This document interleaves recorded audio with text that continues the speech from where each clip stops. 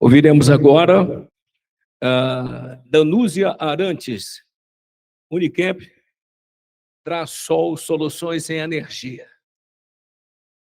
Boa tarde a todos e a todas. Prazer estar aqui. Eu quero convidar o Arlindo Baré para vir aqui à frente e pedir licença porque nós vamos fazer a apresentação juntos. Meu nome é Danúzia Arantes. Eu sou uma educadora, pedagoga de formação e trabalho como pesquisadora na Unicamp. Faço um pós-doutorado na Faculdade de Engenharia Elétrica e Computação, na Unicamp, onde eu tenho a oportunidade de estudar sobre as questões que envolvem a transição energética, as políticas e as formas, de conceber uma política para o desenvolvimento de energias de fontes renováveis. Aqui nessa apresentação, nós trabalharemos juntos, Arlindo e eu. Olá, boa tarde. Maite Sandopen, Serera Curumim, Samira Sabaré, Xaioi, Quequé Sui, Senhenga Yangatu, amanhã com Engenharia Elétrica Unicamp Pé, esse povo está Alto Rio Negro Pé, aí que é a Contariarã Energia Sustentável. Eu falei em Engatô, que é a minha língua mãe.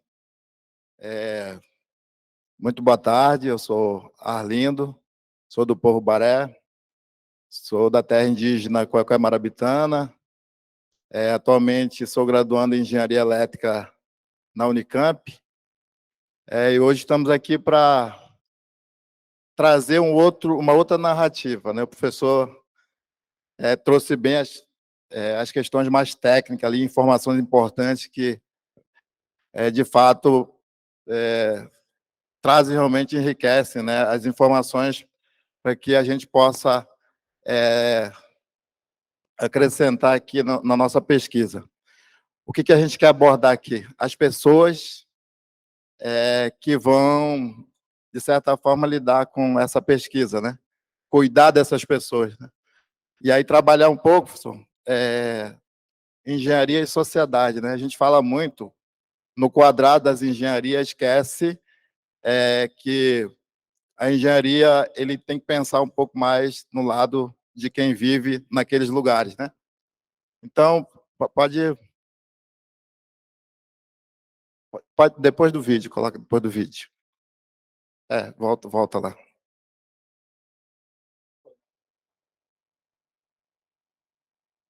Foi não, né?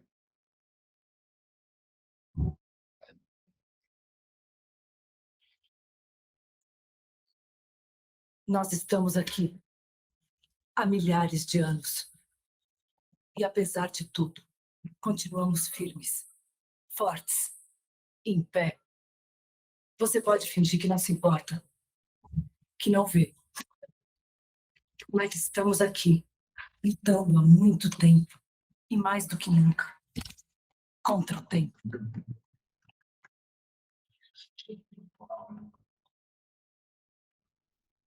Se ainda existe alguma biodiversidade, é por nossa causa.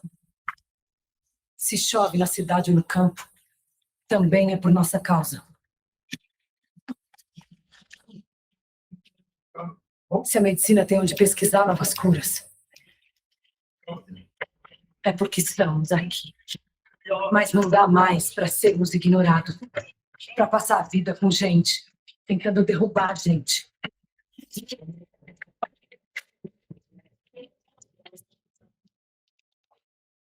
Até porque vamos seguir resistindo, firmes, em pé. Porque nós somos a floresta. E a floresta somos nós. Eu queria maçã, Sani. Passa.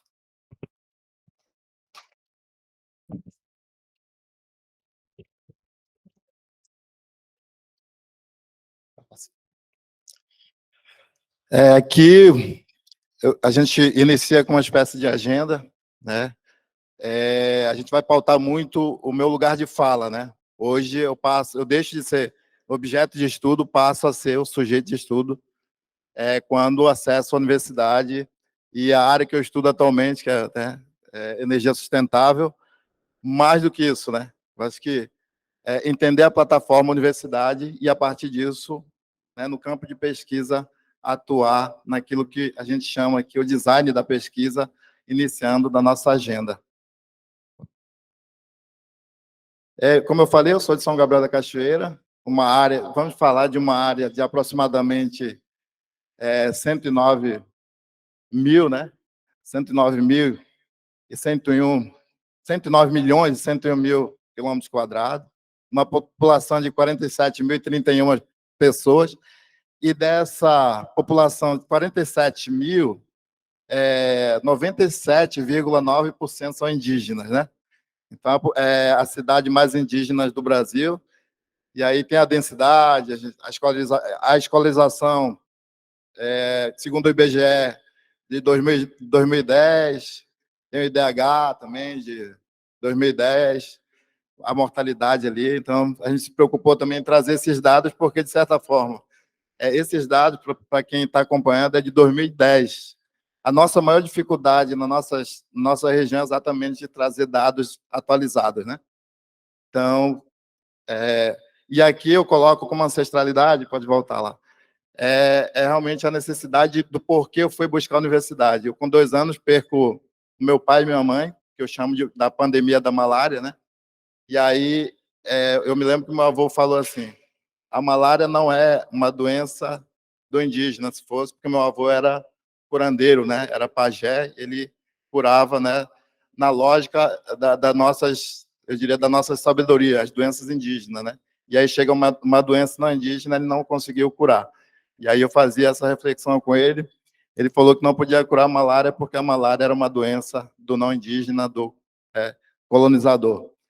E aí nasce essa vontade de ir buscar um conhecimento para poder, de certa forma, volta lá. Isso. Está passando? Arlindo, sou eu que estou passando. Tá.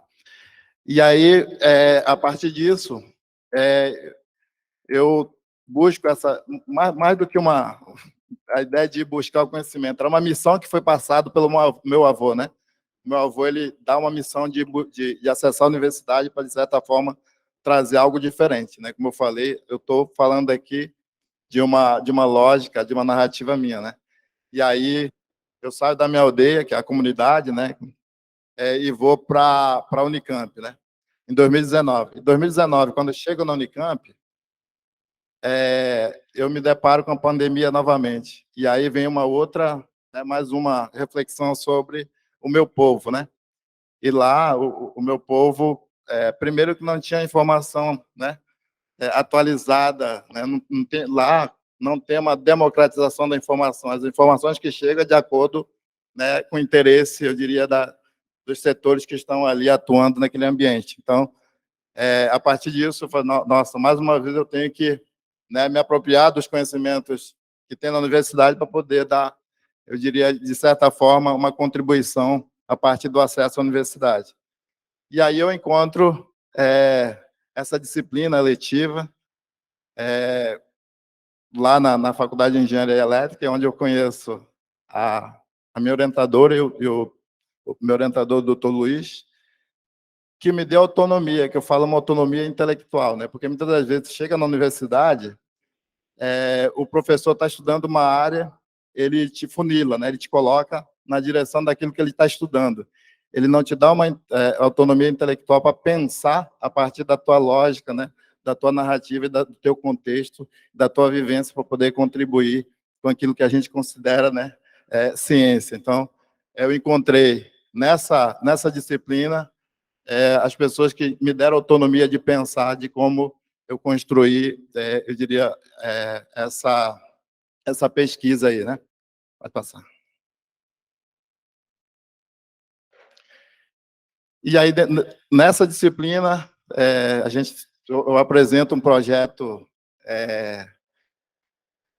energizar, desigualizar, sustentabilizar, entendendo que, como eu falei, as questões técnicas não são tão importantes, porque eles estão muito, né, presentes já. É só pegar os dados do professor ali e aplicar, né, num projeto e pronto, vamos dizer assim. Mas esse tipo de pesquisa, trazendo aqui mais uma vez a narrativa de né, do sujeito, não mais do objeto de pesquisa, de como que eu consigo chegar na minha comunidade, como eu cheguei, e falaram bem assim: a gente vai deixar tu pesquisar, porque tu é um dos nossos, né? Porque tem os ODS, tem os protocolos de consulta, que são hoje diretrizes que têm que ser respeitados, inclusive, pela ciência, pelas universidades, pelos projetos, né? E aí eu consigo pensar, a partir dessas ODS, de como eu entenderia algo que contemplasse aí aquilo que eu estava pensando em estudar, né, como pesquisador agora. E aí, no CPTEM, né, o CPTEM é um centro de pesquisa da Unicamp, eu encontro nos 8 eixos temáticos, o eixo 5 e o eixo 6, que trazia um pouco de, eu diria assim, de embasamento dentro daquilo que eu estava estudando, para que eu pudesse desenvolver a minha pesquisa, que está em andamento, né? Daqui a pouco a gente chega nesse processo onde que está, eu diria assim, que eu chamo de canoa, né? A minha canoa na cachoeira. E aqui, para dizer quem somos, eu encontro essas pessoas que eu digo, quando eu falo, não falo de título, né? Falo de pessoas, porque a gente fala muito de projetos na Amazônia, mas esquece de pensar das pessoas que cuidam, né, da floresta, que cuidam da Amazônia, né? Então, uma dessas pessoas que cuidam muito da floresta são os povos indígenas, né? Na minha região, somos, como eu falei lá, eu diria assim, os maiores cuidadores aí do meio ambiente, né? Quando se fala de meio ambiente, eu acho que os povos indígenas têm uma relação e até uma propriedade para falar sobre o meio ambiente. E aí encontro o doutor Luiz Carlos Pereira, né?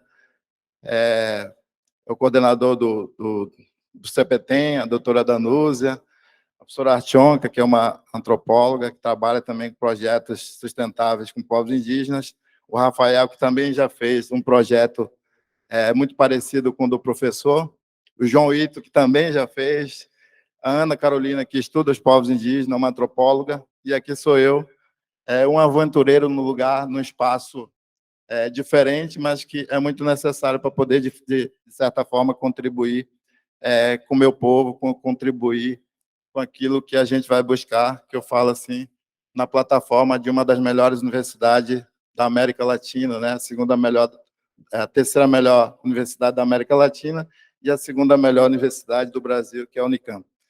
Então, daqui para frente, a gente usa um conceito, e esse conceito, né, ele vai ser abordado pela professora Danúzia, e nasce aí a abordagem que a gente quer trazer aqui, que é a política para a transição energética na Amazônia, um projeto chamado Solar Rio Negro, que a gente está nesse processo de construir pela primeira vez um estudante indígena da área de engenharia, atuando nas áreas de engenharia como sujeito de pesquisa.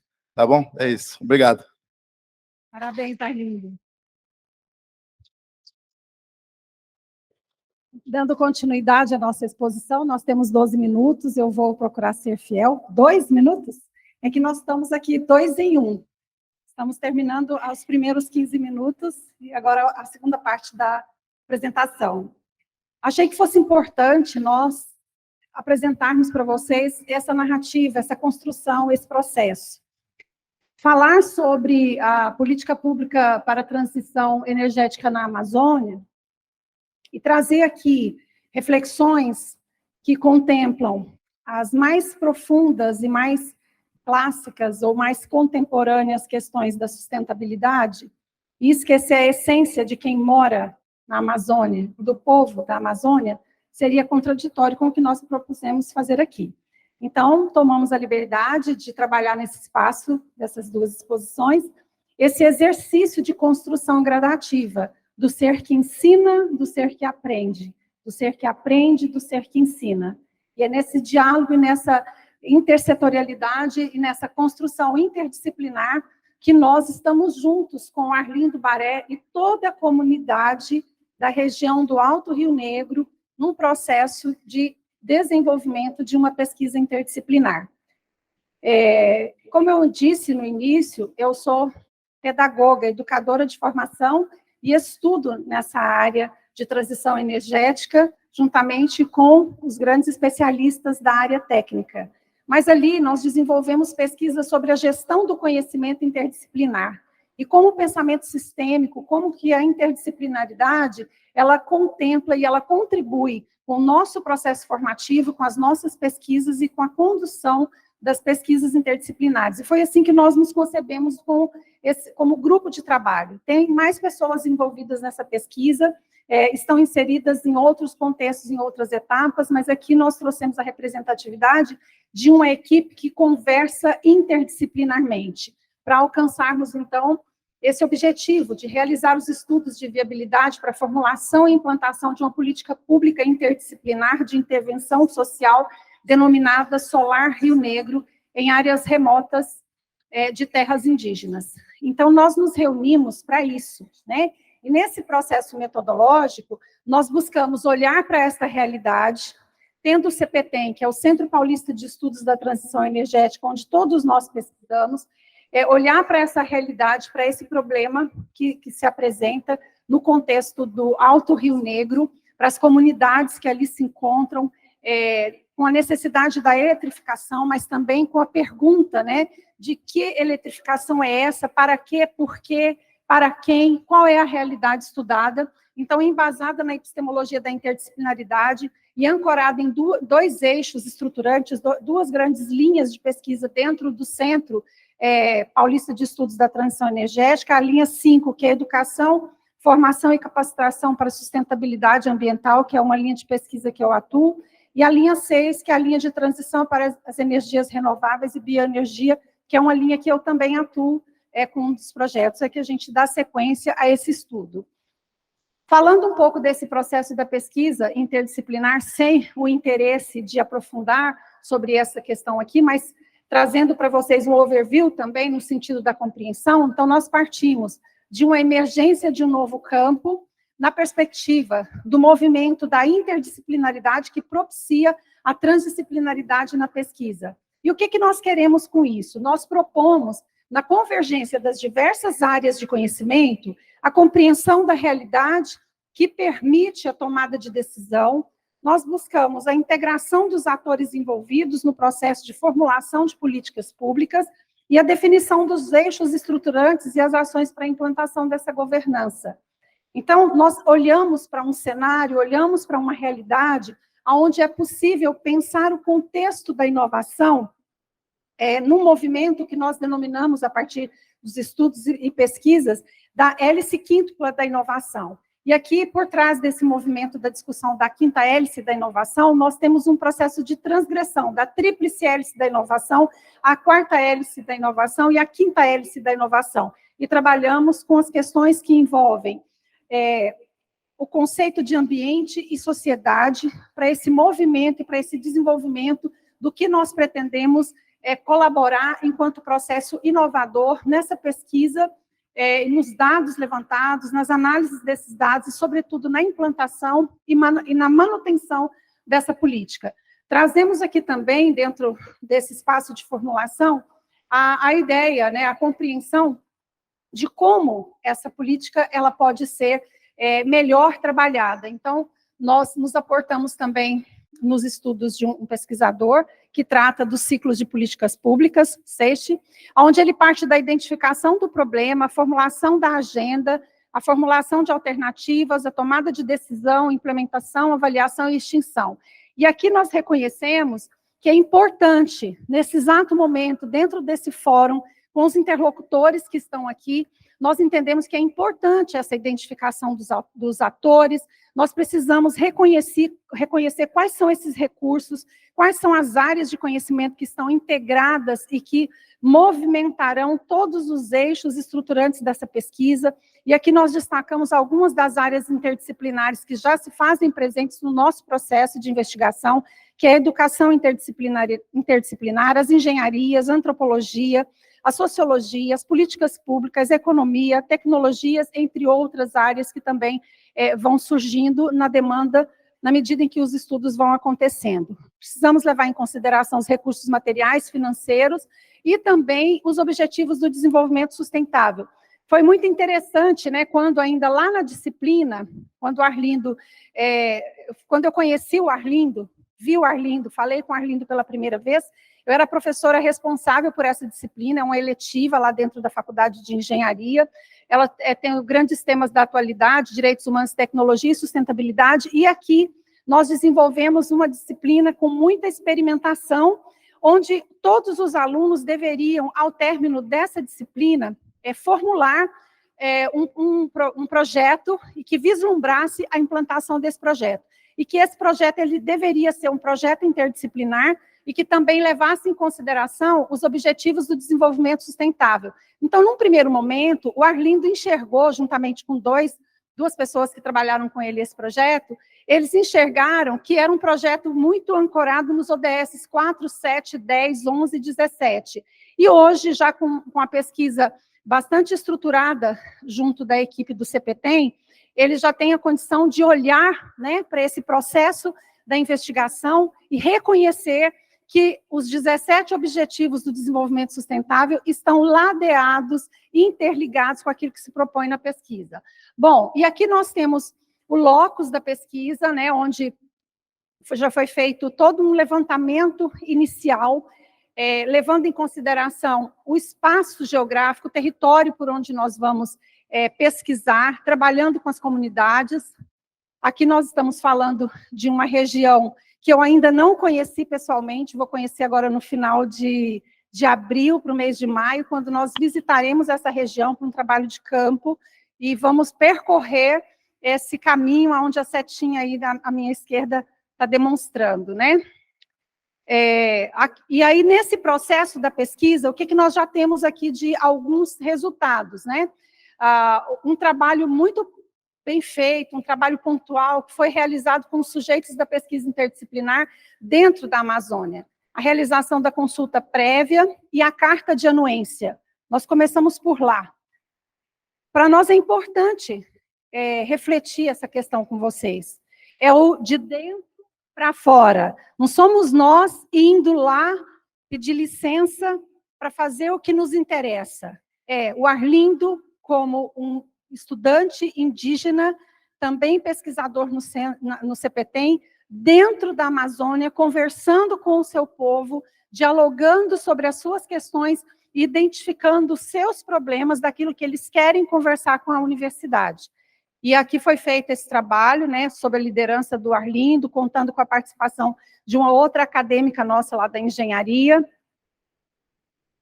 Um outro momento muito importante também, que faz parte do fluxo metodológico dessa pesquisa, foi a realização desse diálogo com os outros povos, uma consulta dentro da Unicamp. Depois que foi realizado esse trabalho lá no local, nós realizamos no ano passado, dentro do 9º Encontro Nacional dos Estudantes Indígenas, que recebeu cerca de 2.000 pessoas dentro da universidade, nós também realizamos um seminário, onde foi feito todo o diálogo com os povos que ali estavam, apresentando o projeto, a perspectiva do projeto, ouvindo as críticas, ouvindo as sugestões. Infelizmente, nós não temos tempo para abrir um relato mais ampliado aqui, mas foi um momento muito interessante em que nós pudemos ouvir especialmente aquilo que as comunidades indígenas não querem, aquilo que eles não desejam, aquilo que não está no interesse deles no processo de eletrificação da Amazônia. O que muitas vezes nos choca, né? Porque é do nosso interesse, mas não necessariamente do interesse deles. E isso também traz muitas reflexões para dentro desse projeto. Por que que nós estamos aqui, nesse exato momento, neste fórum, nesta tarde, junto com vocês, né? E não lá dentro da universidade, desenvolvendo as nossas pesquisas ou preparando o nosso trabalho de campo, porque nós vamos até São Gabriel da Cachoeira e por lá nós vamos permanecer uns 15, 20 dias nesse trabalho de campo. Por que que nós dedicamos esse tempo para estar aqui? Porque nós acreditamos que esse fórum, nesse lugar, com vocês, é um espaço de diálogo, de alianças e de intersetorialidades.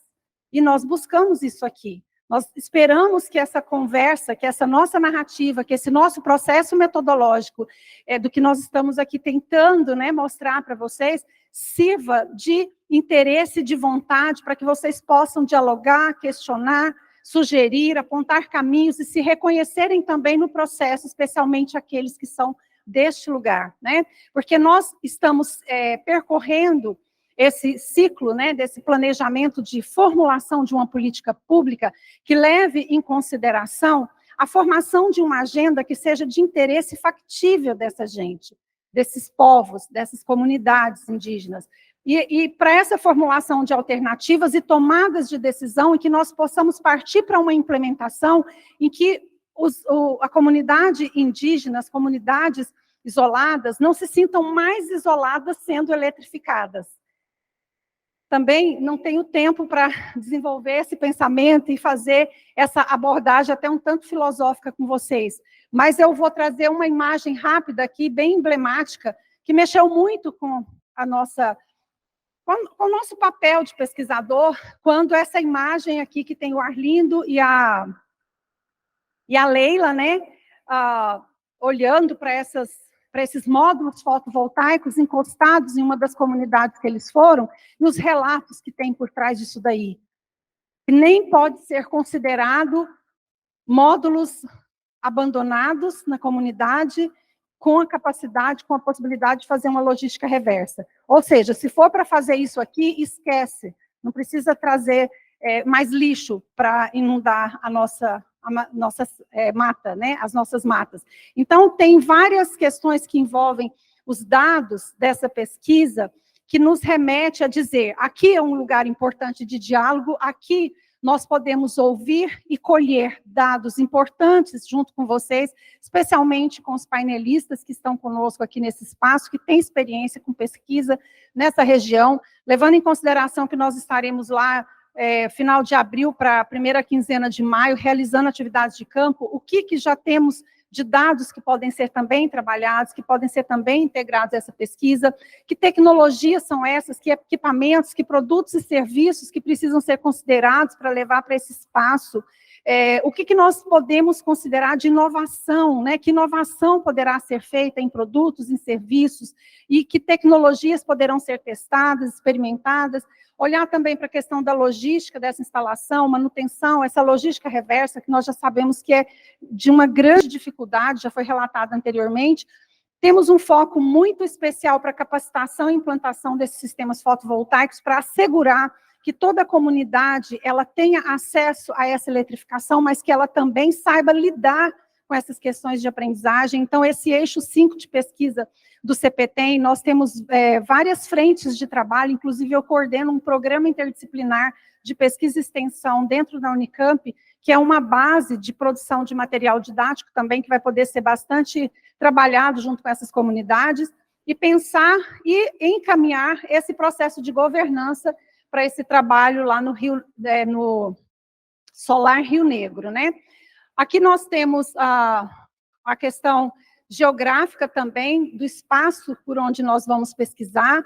Nós estamos trabalhando com a associação Caibarniques, que envolve 8 associações ligadas a essa coordenadoria, e nós temos um público-alvo aí de um total de 973 famílias que serão trabalhadas, né, consultadas. Aqui nós temos um levantamento inicial, trouxemos alguns poucos dados para ilustrar esse percurso, sobre a situação energética que envolve essas famílias e essa população da região onde nós nos propusemos, e para finalizar, o que nós desejamos com esta jornada, né? Nessa nossa jornada, nós desejamos dialogar com as comunidades indígenas da região e juntos formular as diretrizes para aplicar uma política que priorize o pensamento sistêmico, a abordagem interdisciplinar centrada naquele lugar, o foco na realização do potencial regenerativo, o objetivo de criar condições para evolução com respeito à singularidade do local. E aí nós desejamos implantar e consolidar a geração e o uso da fonte solar nas regiões que sobrevivem da atividade extrativista, atualmente limitadas pela precariedade do fornecimento.